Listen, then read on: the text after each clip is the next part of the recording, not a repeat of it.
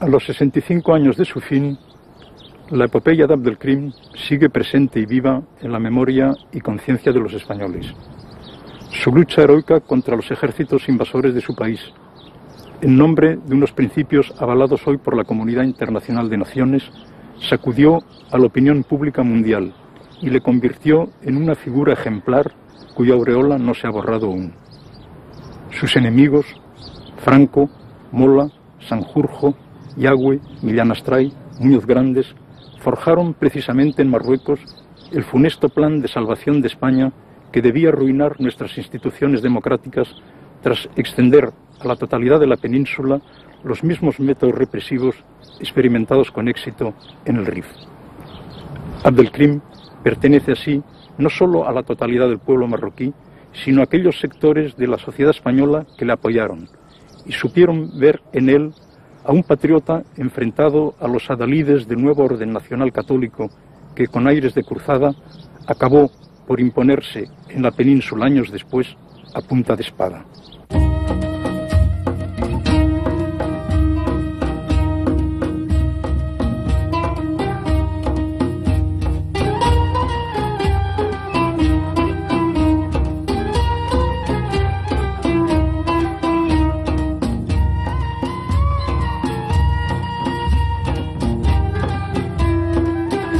La situación periférica, o por mejor decir marginal, de España con respecto a los centros motores del imperialismo europeo podría habernos evitado cometer, en buena lógica, la tropelía histórica de las grandes potencias cuando procedieron a repartirse con un tiralíneas el continente africano como si se tratara de un pastel. Desgraciadamente, no fue así. Y a cambio de las migajas del festín colonial, ¿cómo íbamos a ser capaces de colonizar las montañas del Rif si no podíamos siquiera explotar y poblar vastas zonas de Aragón, Extremadura y Sierra Morena? Tuvimos que soportar casi 2 décadas de guerra inútil, el desastre de Anual, la derrota de nuestro ejército por las cabilas de un jefecillo rifeño, la humillación de ser salvados in extremis por la masiva intervención militar francesa.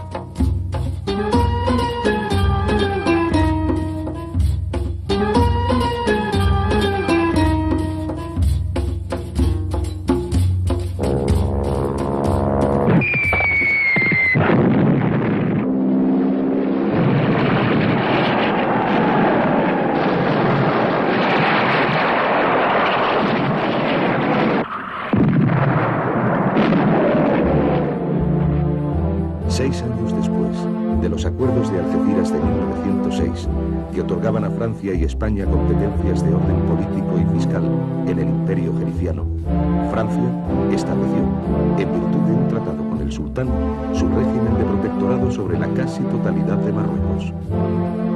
Conforme al convenio hispano-francés de noviembre de 1912, nos fueron atribuidos unos 20.000 kilómetros cuadrados de zonas, en su mayor parte montañosas e improductivas, esto es, el 5% del territorio nacional marroquí.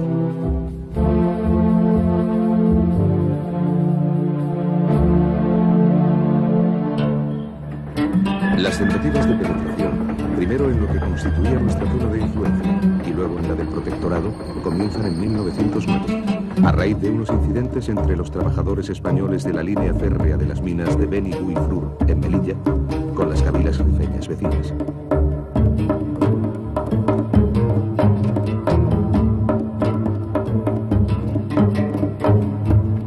Pese a la propaganda militar africanista, con ecos de la cruzada de Trim y O'Donnell, acerca de la supuesta vileza y ruindad de los rifeños, con quienes no era posible andar con contemplaciones, a la invocación de los derechos históricos y la obligación secular de europeizar África, y a aseveraciones como «El Rif será absolutamente nuestro cuando hayamos convertido en cenizas las hogueras llameantes de la fiera y primitiva alma berberisca», el impopular sistema de quintas, que eximía a los hijos de los ricos, mediante pago, de la obligación de ir a la guerra, mientras enviaba a los de los obreros y campesinos a lo que pronto sería un matadero, desencadenó una violenta oposición de los socialistas. Y en 1909, Pablo Iglesias decía: «No sería difícil ni extraordinario que algún reservista prefiriese apuñalar a un ministro antes que ir a matar gentes que defienden su patria, con el mismo valor con que los españoles defendieron la suya en 1808. No son en este caso los marroquíes, sino el gobierno, los enemigos del pueblo español». Mientras el ejército sufría el descalabro del Barranco del Lobo, al pie del monte Gurugú, las manifestaciones populares contra la guerra producían el estallido de la Semana Trágica barcelonesa y el fusilamiento del pensador anarquista Francisco Ferrer Guardia. El encarnizamiento de la lucha y resistencia obstinada de los rifeños inducían a la opinión pública a plantear algunas preguntas difíciles de contestar. ¿Por qué han de ser los moros salvajes cuando atacan nuestras posiciones y hemos de ser nosotros heroicos cuando invadimos sus aduares y nos traemos como trofeo un centenar de cabezas chorreando sangre? Como observaba acertadamente Julián Besteiro, situando el problema en marco más vasto, Europa, con su política colonial, realiza tremendos crímenes.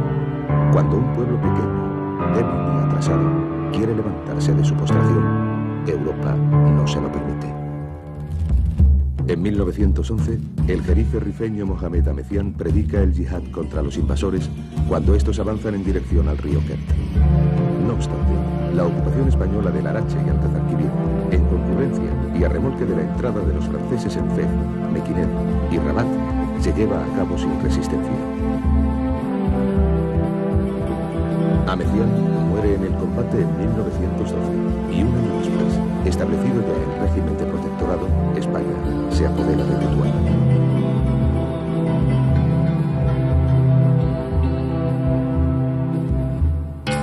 Ahmed el Raisuni, el gran señor feudal de la Yavana, había facilitado la penetración del ejército al mando del entonces coronel Silvestre en las cabilas de la zona atlántica, pero pronto surgieron desavenencias entre ambos por cuestiones de competencia y prestigio.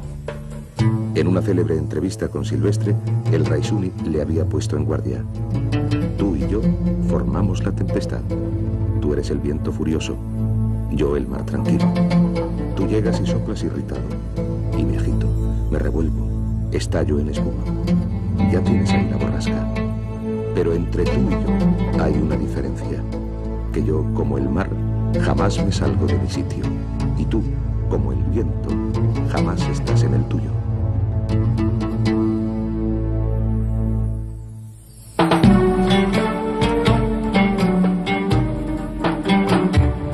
Con el nombramiento del general Gómez Jordana para alto comisario de España en Marruecos en 1915, las relaciones con el Raisuni mejoran pasajeramente.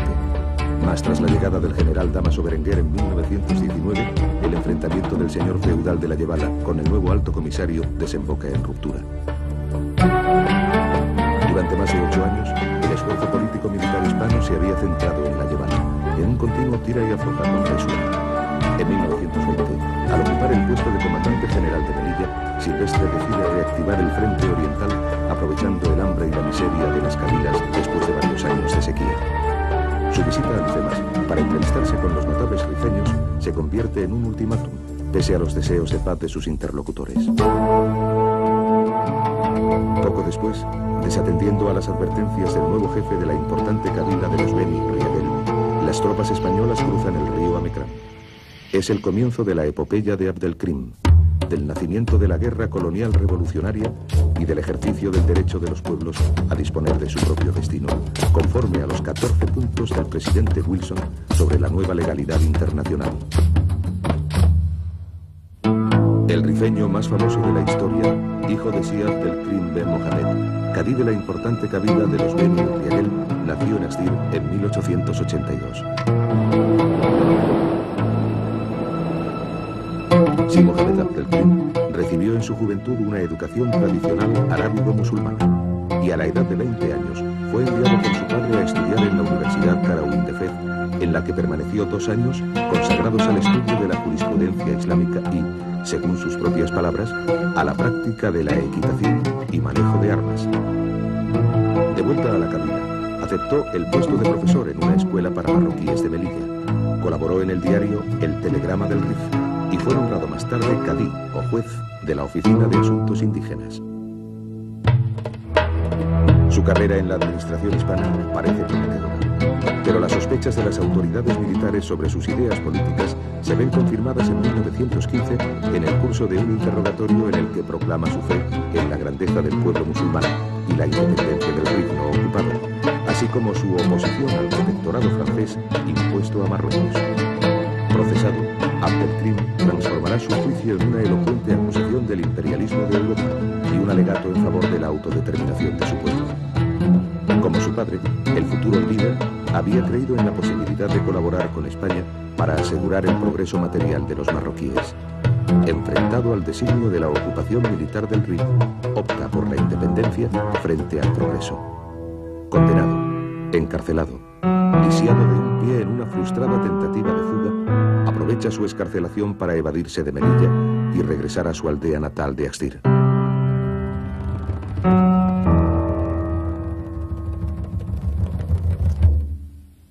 En 1920, a la muerte de su padre, es reconocido como jefe del movimiento de resistencia por la mayoría de las cabilas de su país. Pese a una derrota inicial sufrida en Amarrán, una columna de soldados españoles venida de Anual se establece en junio de 1921 en Igueriben, pero es sitiada poco después por los rifeños. Los nuevos refuerzos enviados por Silvestre para romper el cerco tuvieron que replegarse a su punto de partida. Las tropas asediadas, agotadas sus reservas de armas y víveres, intentaron una salida desesperada que concluyó en la exterminio. Solo 11 hombres pudieron alcanzar el puesto de mando del ejército en Anual. Ante la ofensiva general de los rifeños, los 4.000 defensores de la plaza, presa del pánico, se retiraron en medio de un gran desorden y, abrumado con la responsabilidad de la catástrofe, Silvestre se pegó un tiro.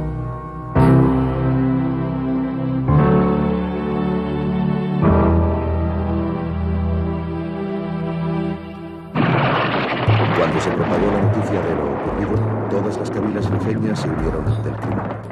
El general Navarro reunió a las tropas en desbandada en Monte Arruit. Pero el avance de Abdelkrim es imparable. Tras ocupar Nador y Zeluán, pone cerco a Monte Arruit, en donde se habían concentrado los fugitivos de Anual y de los demás puestos abandonados. El general Navarro se rinde y, vengando el asesinato de los emisarios rifeños enviados días antes a parlamentar con los sitiados, las jarcas pasan a cuchillo a una parte de los vencidos.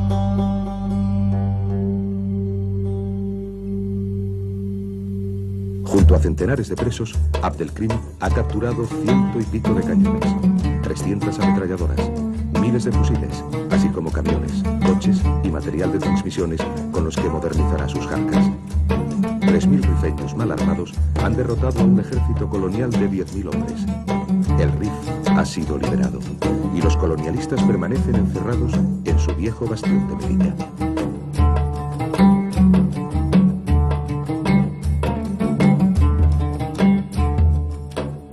Las razones de la victoria de Abdelkrim son complejas.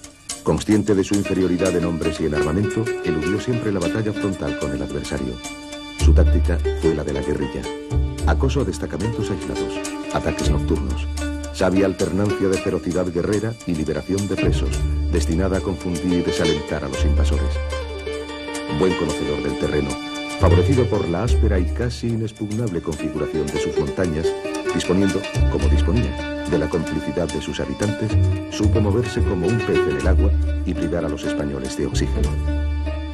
Como decía el futuro líder vietnamita Ho Chi Minh, la enseñanza de la guerra del Rif consiste en mostrar claramente la posibilidad de contener y vencer a un ejército moderno y organizado por parte de un pueblo pequeño que empuña las armas y defiende su patria. Los rifeños tienen el mérito de dar esta lección al mundo entero.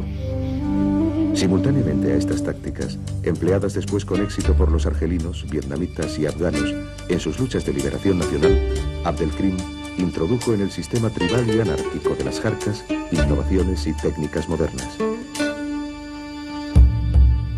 Los soldados llevaban consigo alimentos para 8 días.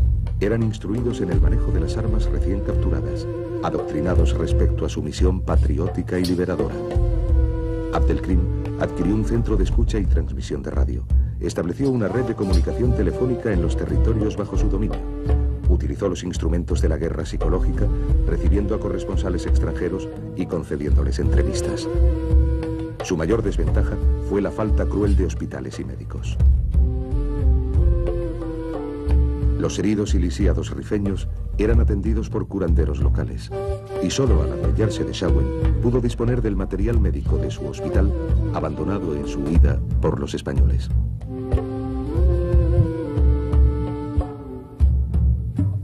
La estrategia revolucionaria de Abdelkrim no fue solo de orden militar, sino también social, administrativo y político. La asamblea que proclamó la independencia del Rif y su reconocimiento como Amir de las Kabilas estableció un marco jurídico constitucional basado en la participación de aquellas, con sus shiú y caibes de toda la zona liberada. La sede del órgano supremo de gobierno en Axdir se llamaba Mahkama, y de él dependían otras 4 sedes de gobierno administrativo y militar, encargadas asimismo de la aplicación de la justicia conforme a la Sharia. El Estado rifeño estaba dotado de un poder ejecutivo ejercido por un consejo de ministros y de un poder legislativo, el de la Yemá. Abdelkrim suprimió la costumbre tribal de resolver los conflictos familiares mediante venganzas que diezmaban a la población de las Kabilas. Hizo demoler las torrecillas o bastiones construidas junto a cada casa para disparar contra el clan enemigo. Prohibió el porte de armas con munición fuera de los campos de operación militar. Abolió el rapto de muchachas, común entre los enjaya, las mutilaciones corporales a los culpables de robo y las prédicas antijudías. En el campo administrativo, garantizó la seguridad de los bienes y vías de comunicación. Reguló un nuevo sistema de impuestos. Intentó elaborar un censo de la población y una reforma agraria destinada a confiscar las tierras de los notables que colaboraban con España para su distribución entre los rifeños pobres. Su concepción jurídico-estatal aunaba así, como señala María Rosa de Madariaga, la tradición y la modernidad. El desastre de Anual conmovió profundamente a la sociedad española. Mientras las fuerzas democráticas, el PSOE, la CNT y el pequeño Partido Comunista acentuaban la presión popular contra la guerra, un núcleo de jefes y oficiales encabezados por Franco y Millán Astray impusieron a los sucesivos altos comisarios nombrados por el gobierno la intensificación de la lucha.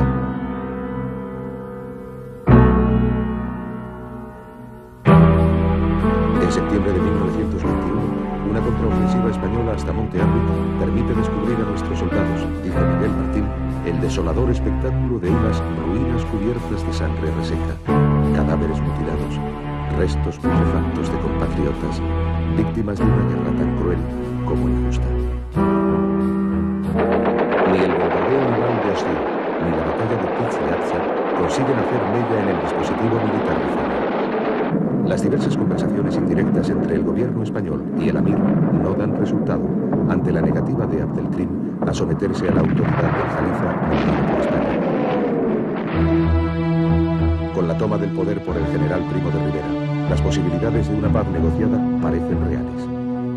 El jefe del directorio militar, conocido por su oposición a la aventura colonial africana, ha admitido ante un corresponsal extranjero: Abdelkrim nos ha derrotado.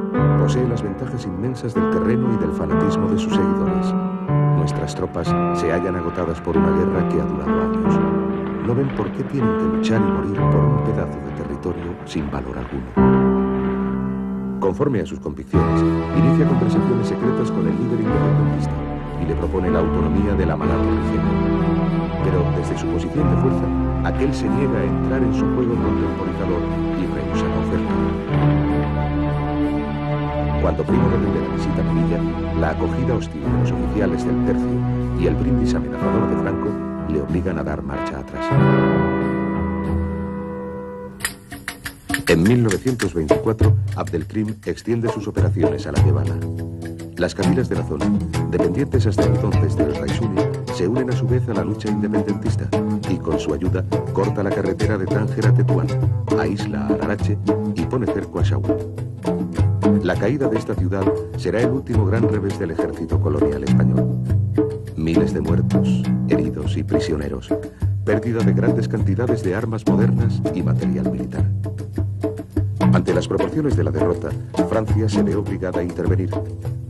El ejemplo del Rif amenaza con extenderse a todo Marruecos y pone en peligro su protectorado. Con el pretexto de la ocupación por Abdelkrim de la cabila de Beni Serwal, que, según los franceses, formaba parte de la zona, en verdad imprecisa, atribuida a Francia en 1912, el gobierno de París decide coordinar su acción militar con España. Tras la conferencia de Madrid en junio de 1925 y la visita del mariscal Pétain a Tetuán, los dos ejércitos emprenden una ofensiva destinada a pillar a Abdelkrim entre dos fuegos. El desembarco victorioso en la bahía de Alhucemas el 8 de septiembre constituye el elemento decisivo en la última fase de la guerra.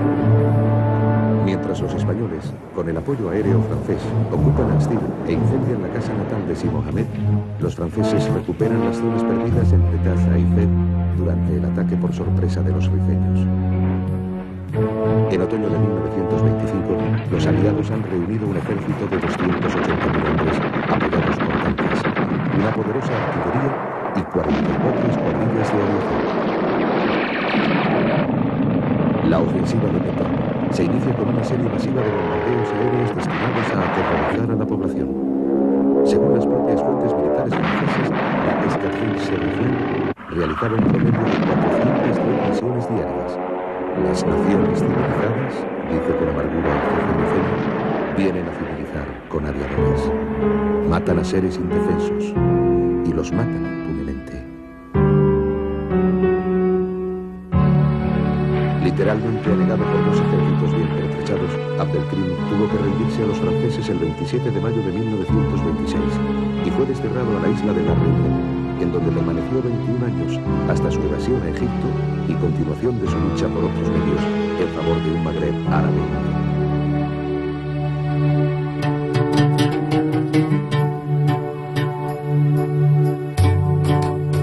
El discurso anticolonialista de Abdelkrim, que invocaba unos derechos reconocidos hoy en la Carta de las Naciones Unidas, era en su época lúcido y premonitorio. En una carta abierta a las naciones civilizadas, el Amir del Rif escribía: ya es la hora de que Europa, que ha proclamado en el siglo XX su voluntad de defender la civilización y elevar a la humanidad, haga pasar estos nobles principios de la teoría a la práctica. De que se alce a defender a los humillados contra los agresores y de que sostenga, frente a los poderosos, el derecho de los débiles, cuyo sentido tradicional de dignidad no puede conducirles de no mediar un socorro exterior, sino a un final ineluctable, la autodestrucción. Los españoles creen que Europa les ha encargado de la reforma y civilización del Rif. Pero los rifeños preguntan: ¿acaso la reforma consiste en destruir viviendas con armas prohibidas o en injerirse en la religión del otro y usurpar sus derechos? A diferencia de lo que hizo luego la propaganda republicana en 1936, con motivo de la utilización de mercenarios rifeños por Franco, al meter a la totalidad de los moros en el mismo saco, el líder independentista supo distinguir siempre al pueblo español del partido colonial denunciado en la península por todos los intelectuales y políticos honestos.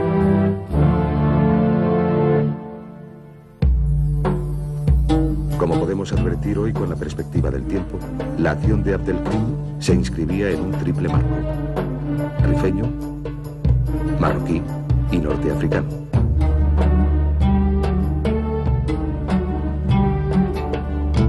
Si tenemos en cuenta que el líder independentista se dirigía a menudo en sus mensajes a la nación y al pueblo de Marruecos, podemos deducir que su creación de un Estado rifeño, impuesta por las exigencias del equilibrio de fuerzas, fue la expresión de una estrategia a medio término realista y prudente. Como dice Abdel-al-Laroui, dado que Abdelkrim no podía hablar ni tomar decisiones en nombre del sultán, prefirió, teniendo en cuenta las circunstancias, construir una república, asumir la responsabilidad de sus actos hasta el día en que Marruecos se liberara y devolviese el poder a su legítimo poseedor. Frente a la imagen trazada por sus enemigos de un caid local, predicador del yihad contra los infieles, Jacques Berck distingue en él a un auténtico jefe político que extendió sus ambiciones a una idea nacional e incluso al juego internacional. En plena guerra del Rif, había enviado en efecto mensajes a los hermanos de Argelia y Tunisia, y en 1947, anticipándose a la reciente unión de los 5 estados del Magreb, proclamada en Marrakech, creó en el Cairo un comité de liberación del Magreb del que formaron parte Bourguiba, Alal el-Fassi y los líderes independentistas argelinos. En lo que toca a España, la guerra del Rif y derrota final de Abdelkrim tuvieron consecuencias desastrosas para el régimen democrático y sentaron las bases de una dictadura que se prolongará por espacio de 40 años. La creación del cuerpo de la Legión por Millán Astray y Franco, compuesto de voluntarios españoles y de otros países, a fin de vigilar y suplir al desánimo y falta de motivación de nuestros soldados, así como la aparición de una casta de jefes y oficiales africanistas que no tardarían en alzarse contra sus superiores, fueron producto de aquella guerra represiva y la experiencia amarga de sus humillaciones.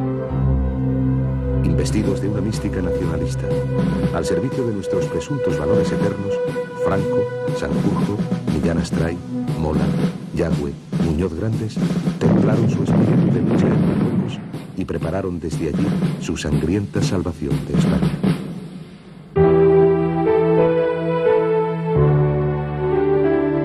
A la matanza de rifeños, durante y después de la guerra, seguiría la de los propios españoles. Ninguna ilustración mejor del axioma, conforme al cual no será jamás libre el pueblo que, por una u otra razón, consienta en oprimir y aplastar la libertad de otro pueblo.